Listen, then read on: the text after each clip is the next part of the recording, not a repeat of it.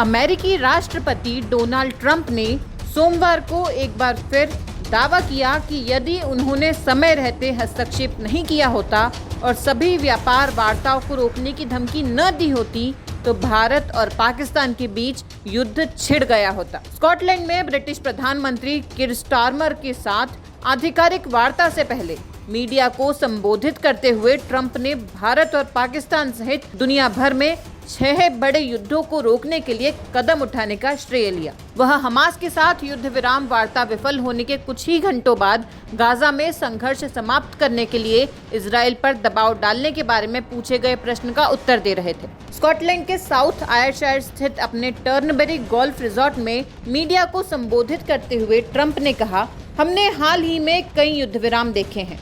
अगर मैं नहीं होता तो अब तक 6 बड़े युद्ध चल रहे होते, भारत और पाकिस्तान लड़ रहे होते। स्कॉटलैंड के निजी दौरे पर गए डोनाल्ड ट्रंप ने कहा, हमारे कई ऐसे हॉटस्पॉट हैं जहां युद्ध छिड़ा हुआ था।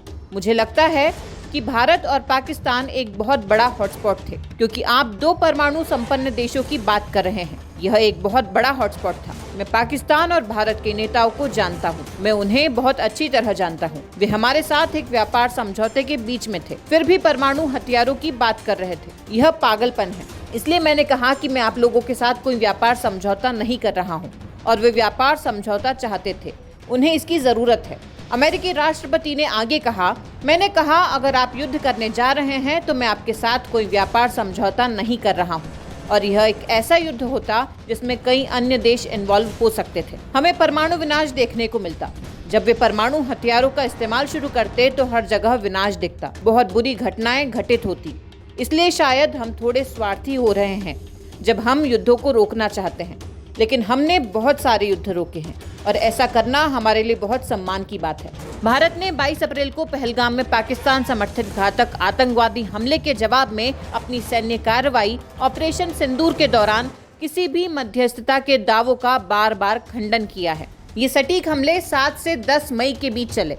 भारत ने पहले 7 मई की अलसुबह पाकिस्तान और उसके कब्जे वाले कश्मीर में 9 आतंकी ठिकानों पर सटीक हवाई हमले किए, जिसमें 100 से अधिक आतंकी मारे गए।